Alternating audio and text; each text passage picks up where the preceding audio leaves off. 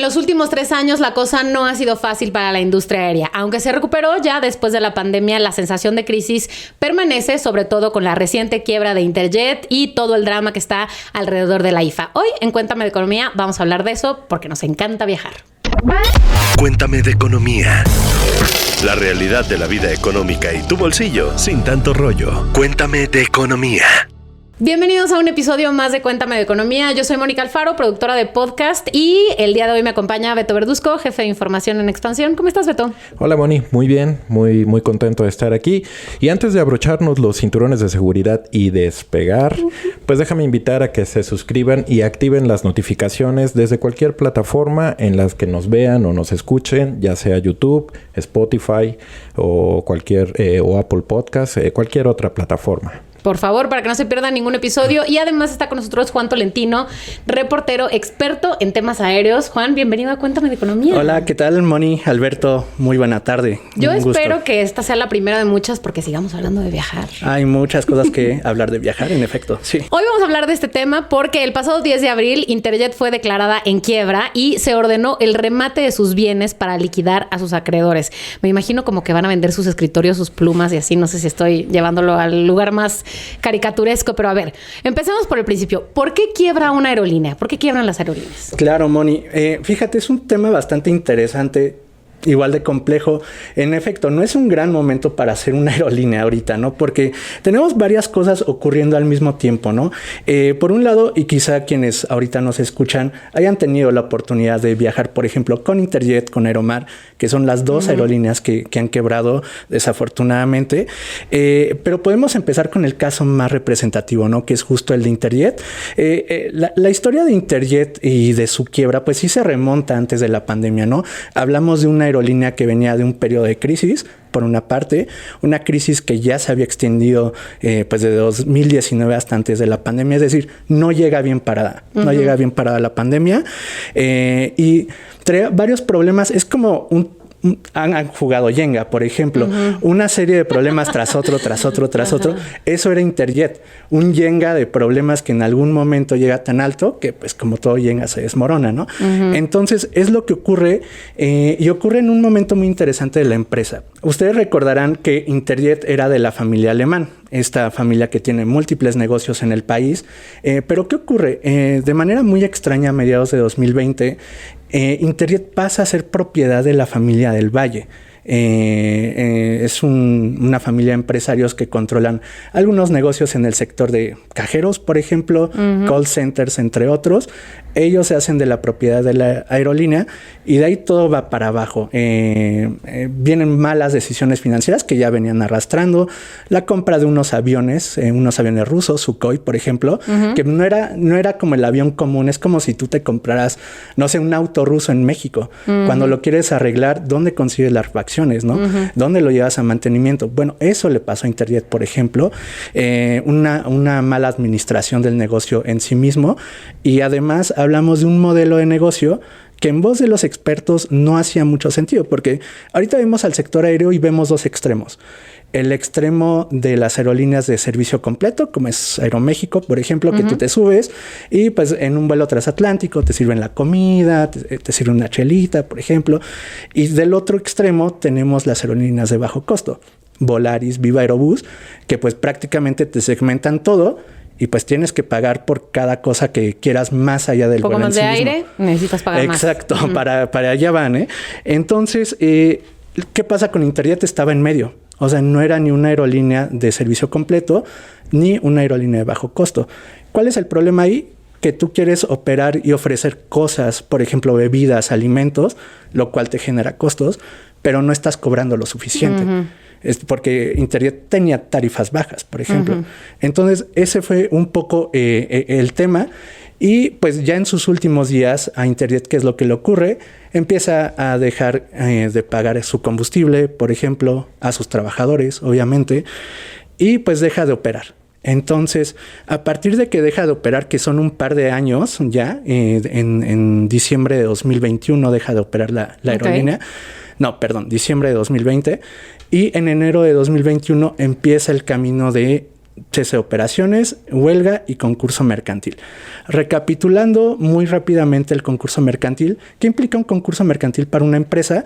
Es básicamente, está pensado para que una empresa se reestructure. Es decir, yo tengo mucha deuda, ¿qué hago? Pues me organizo y pago. Así está pensado. Consiste en 2 etapas. Una etapa de conciliación, donde yo te debo a ti, Moni, que espero que no, pero yo te debo a ti Por eso dinero. te trajimos hoy aquí, Juan. Págame. Yo te debo a ti y me das un periodo para yo llegar a un acuerdo contigo de, oye, te debo 100, pero te puedo dar 80 o te puedo dar 50. Esto se conoce como periodo de conciliación. Tienen 185 días para llegar a un arreglo en ese periodo. ¿Y qué pasa al final? Si no hay un arreglo, si no hay un convenio, pues se van a la etapa de quiebra, que suena como es. La aerolínea quiebra en este sentido. Un juez ordena el remate de bienes, como ya bien comentabas, y básicamente ahí es de pues, lo que me toque, hasta donde alcance. Con lo que podamos juntar, pagamos lo que debemos y a ver, juntamos pesitos, así. Los centavitos, sí, de donde se pueda, porque es que la verdad son adeudos muy grandes. En el caso de Interjet hablamos de una deuda de 40 mil millones de pesos, por ejemplo. Órale, ok, a ver, siguiente pregunta, es ¿cómo le afecta esto al usuario promedio? O sea, no es que no me importen los del Valle, ni los alemanes, ni nada de eso, pero al que iba a viajar, al que tenía un boleto comprado, o sea, o las otras aerolíneas de bajo costo van a subir sus precios, ¿qué pasa con esos vuelos que hacía Interjet? Auxilio. Yo nada más déjame añadir, Moni, de lo que decía bastante bien Juan, complementar que el tema de la pandemia vino a trastocar bastante, ¿no? Porque como dice Juan, ya venía arrastrando problemas, la pandemia y todo lo que es la paralización de actividad, pues le pega a Interjet como a otras aerolíneas que también ya no lograron emprender nuevamente el vuelo. Respecto al tema de cómo le afecta a los usuarios, yo de entrada te diría un tema de competencia, ¿no? Cuando empiezan a bajarse las aerolíneas, pues entonces hay menos competidores en el mercado y pues eso siempre tiene un efecto sobre los usuarios. Hay buenas noticias, pero no tan buenas para aquellos usuarios, por ejemplo, que se quedaron con con boletos de Interjet, que a lo mejor querían salir, pero se les cruzó este momento tan crítico de la aerolínea. Bien lo documentó Juan en una de sus notas. Estamos hablando, no hay una cifra exacta, pero estamos hablando como de 7,000. Entre 7,000 y 12,000 según la propia aerolínea. Ajá. Okay. Exacto. Sí, la Profeco. La de 7,000 es estimación de Profeco. Okay. Ajá. Exacto. La aerolínea cree que pueden ser hasta 12,000 personas que se quedaron con boleto en mano. Sí hay posibilidad, por supuesto, de recuperar el dinero que se gastó, pero esto pues obviamente va a ser parte de los del pago a los acreedores que tendrá que hacer la aerolínea y por eso la obligación de vender los activos. Pero creo que en la cadena, corrígeme si estoy mal, Juan, en la cadena de cómo va a tener que desembolsar el dinero Interjet, los pasajeros quedan al final, ¿no? De la fila. Son casi los penúltimos. O sea, están los pasajeros y al final están los accionistas. Entonces, la verdad les afecta mucho, ¿no? Esta es una parte que les afecta, pero también, como decía Beto, otra parte que una aerolínea desaparezca no es buena noticia para nadie, ni para los trabajadores, pero tampoco para los consumidores. De hecho, está muy bien documentado desde el caso de Mexicana, por ejemplo. Desaparece Mexicana, los precios suben de las tarifas aéreas, sobre todo en el sector internacional, y pues ahí se quedan. O sea, para que una tarifa baje es muy difícil. ¿Qué pasa a partir de Interjet? A partir de Interjet y la pandemia, ¿no? Que cuando hablamos de precios sí hay que tomar en cuenta los dos factores. Que por un lado, la pandemia vuelve muy volátil el precio del combustible, y cuando hablamos de combustible en el sector aéreo hablamos de turbocina. Entonces, el precio de la turbocina se dispara, o sea, se va por las nubes. ¿Qué hace la aerolínea? Me cuesta 70% más, pues subo el boleto. Claro. Que además hay que decir que es un costo importante para las aerolíneas, ¿no? Sí, no sé qué porcentaje. Puede ser 30% de sus costos. O sea, es bastante el costo energético de la turbocina. Y si damos una revisada, por ejemplo, al Índice Nacional de Precios al Consumidor, la parte de la inflación, el transporte aéreo de marzo de 2019 al pasado marzo de este año ha subido un 63%. O sea, es bastante. Exacto. No, yo también. O sea, alguien que... Y lo ves en los precios. Con razón no salimos. Exacto. No, y sobre todo es muy curioso, Moni, porque gente que tenía, por ejemplo, un viaje... A ver, ¿qué te suena? Canadá. Un viaje Ciudad de México, Canadá. ¿Qué hizo la aerolínea? Te entrega un voucher por el precio que tú pagaste. Pero ya resulta no te alcanza para ir. Ya no te alcanza, entonces terminas desembolsando más. Entonces, ese es un ejemplo de cómo los precios han subido pues afecta muchísimo al usuario. Y además nos van a hacer falta vuelos. O sea, todos los vuelos que tenía Interjet ya no existen o cómo se reparten entre las otras aerolíneas de bajo costo. Sí, no, es muy curioso porque desde el AICM, que era donde operaba... A ver, Interjet era la segunda mayor aerolínea en el AICM. Aeromar era la cuarta. Entonces, estamos hablando que se liberó mucho espacio en el AICM. Y también hay que decirlo, un horario de aterrizaje y despeje, que también se conoce como slot en el AICM, es muy cotizado. O sea, es súper cotizado, es súper difícil que te lo den. Y ahora más, porque el gobierno dice, no, pues, ¿quieres entrar a México? Pues ahí está la IFA, ¿no? Entonces, eso complica mucho la entrada de una nueva aerolínea y hace más valiosos los slots. ¿Qué pasa con los slots de Interjet y de Aeromar? Si uno mira cómo se distribuyen, vamos a ver que por un lado Aeroméxico crece y que ya tenía muchos slots en el AICM, o sea, es la empresa más grande ahí, pues crece, pero por ejemplo Viva Aerobús duplica su presencia en el AICM. Volaris también crece un montón. Viva Aerobús y Volaris fueron los ganones ahí. Entonces, por un lado eso pasa con los slots. Por otro lado, ¿qué pasa con los vuelos? Quien puede atenderlos lo hace. Por ahí Volaris, Viva Aerobús, pues van por algunas rutas. Absorbieron toda la parte de Interjet, por un lado, porque sus rutas eran muy compatibles con lo que operaba Interjet. Pero por otro lado, pues Aeromar tenía este modelo de negocio regional donde operaba rutas pequeñas. Estamos hablando de Ciudad de México Ixtapa, Ciudad de México Tampico, por ejemplo. Una aerolínea del tamaño de Aeroméxico o de Volaris o de Viva, por los aviones que tiene, no le es tan fácil. No, porque no sale. O sea, básicamente no sale. Para no que sale un vuelo... negocio, no sale. Es que sale más caro el caldo que las albóndigas, porque ahí, para que un vuelo, digamos, sea rentable, tiene que ir más o menos 70% lleno. Bueno, idealmente 100, ¿verdad? Porque uno quiere maximizar eso. 70-80% es lo óptimo. Pero con una ruta que tiene muy bajo volumen, es difícil llegar a eso. Claro. ¿Qué pasaba con Aeromar? Tenía aviones chiquitos. No sé si alguna vez ustedes volaron con Aeromar. Claro que sí, muy característicos por sus hélices. Las hélices, exacto, que eran aviones ATR. Esos aviones están pensados para el mercado regional. Le caen de 45 a 72 pasajeros, si no me equivoco, aproximadamente. Y pues obviamente necesitan menos volumen y les es más fácil hacer rentable un vuelo, por ejemplo. Oye, a ver, vamos a pasar al capítulo de la IFA, al drama de la IFA. A ver, a la gente que nos está escuchando, los podescuchas, que nos ven en YouTube, por favor, pónganos en los comentarios o en @XPEconomía o @expansiónMX si ya viajaron por el IFA y sobre todo, ¿qué piensan? ¿Les parece buena idea? ¿Lo odian? En fin, aquí pues, es como terapeuta. Pueden soltarlo. Beto, ¿cuál es el drama de la IFA comparado con todo este escenario que nos están contando del aeropuerto de la Ciudad de México? Solo permíteme hacer una pausa porque a mí Juan me espanta mucho porque al principio de su participación decía, este no es un buen momento para hacer aerolínea. Y oh my God. ¿Compraste una? No, el gobierno quiere tener una aerolínea. O sea, eso me preocupa. Es cierto.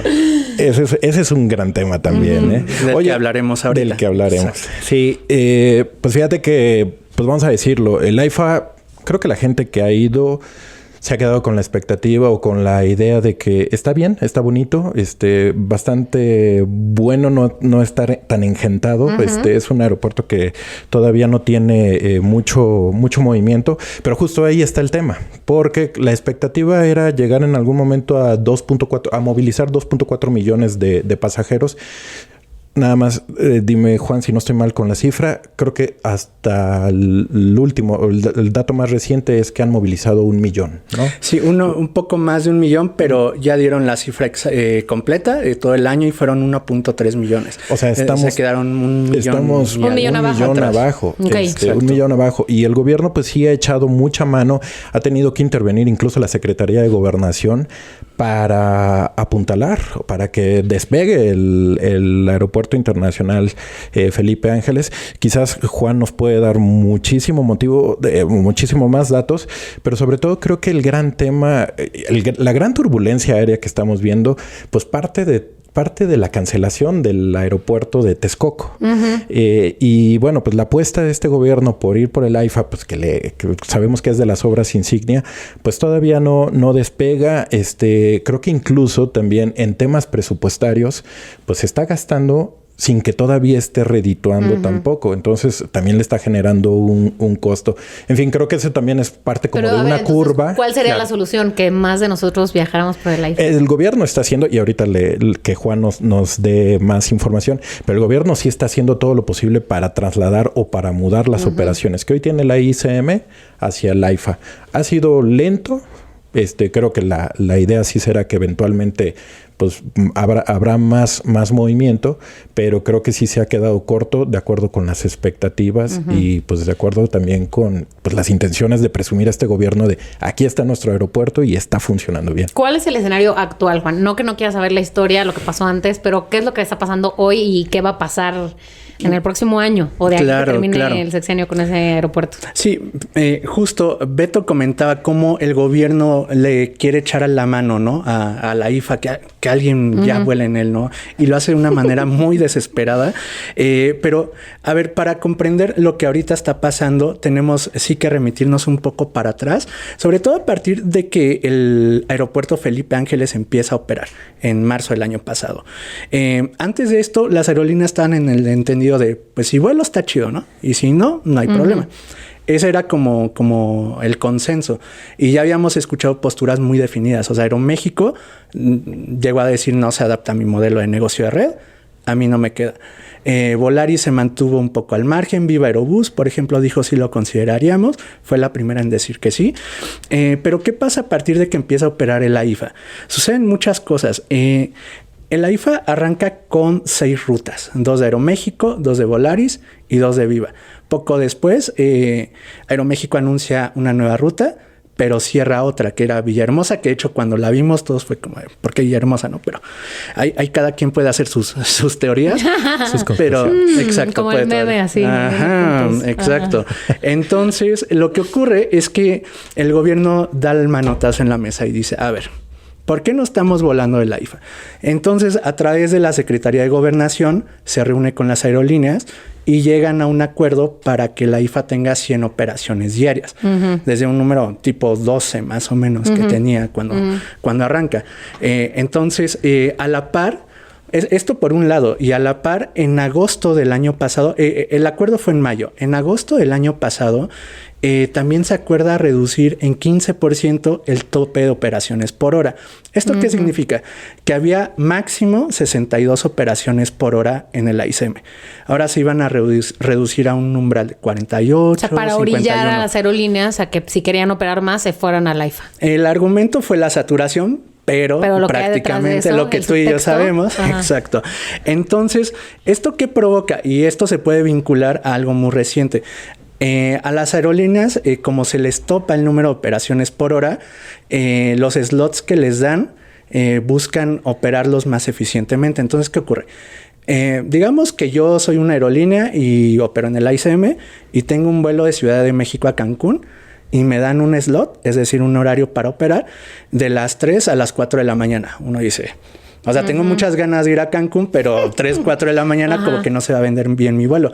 Entonces, ¿qué hago yo como aerolínea? Lo demoro.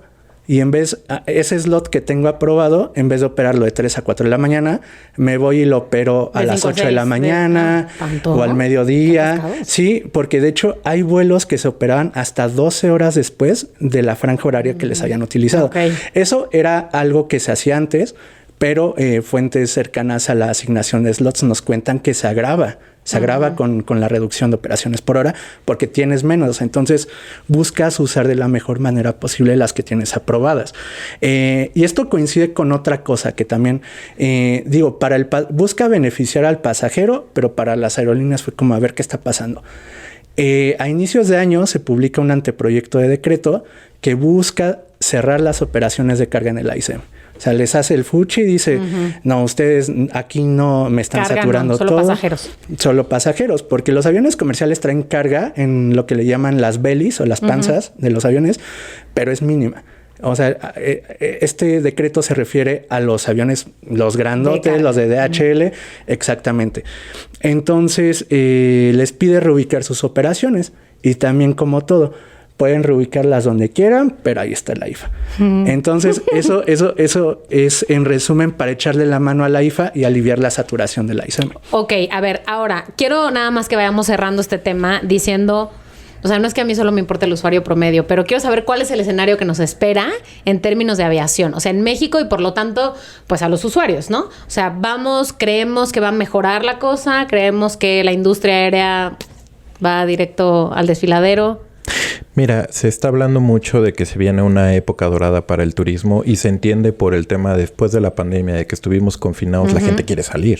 La expectativa puede ser bastante positiva, Juan a lo mejor nos va a decir mucho, pero incluso los mismos datos de los reportes financieros que han sacado las aerolíneas, que tienen que reportar las aerolíneas y que tienen que reportar los grupos aeroportuarios, pues los datos, las cifras apuntan a que les ha ido bien. Obviamente pues tienen una base de comparación muy baja que fue pues todo este periodo de la pandemia, pero sí quisiera yo por lo menos no irme como con la idea o que se vayan con la idea de que el sector aéreo está pasando por una crisis. Es cierto que hay quienes la están pasando mal, pero otras empresas han sabido, librarla.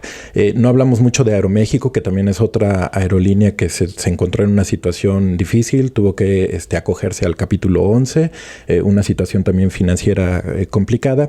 Otras aerolíneas que van más o menos bien, pero en general creo que, a manera de conclusión mía, sí podríamos ver una perspectiva positiva. Yo creo que para mí, al que sí hay que ponerle la lupa es este plan del gobierno de tener su aerolínea. Vamos a ver si les sale el negocio. Me parece a mí que no. Pero, bueno, podemos tener otro episodio sobre eso. Vamos a verlo. Y sobre todo vamos a ver qué precios ofrece para ver si es más atractivo. En fin, Me encanta que los temas luego son difíciles en Cuéntame de Economía, pero Beto siempre termina diciendo, no todo está perdido. Muy bien. Juan, ¿una conclusión? Claro, justo como lo decía Beto, ahorita habría que poner el ojo en la aerolínea del Estado. Es una aerolínea que se busca operar desde la IFA, por lo que sabemos. Obvio. Sí, obvio. Y que va a llevar el nombre Mexicana de Aviación. No sé si alguno aquí ha volado en Mexicana de Aviación, pero seguro va a tener. Somos muy jóvenes. Juan, te voy spoileando. Te voy spoileando. Va a ser algo del bienestar. Línea del bienestar. Alas del bienestar, no sé. Ay, me gusta. Alas del bienestar.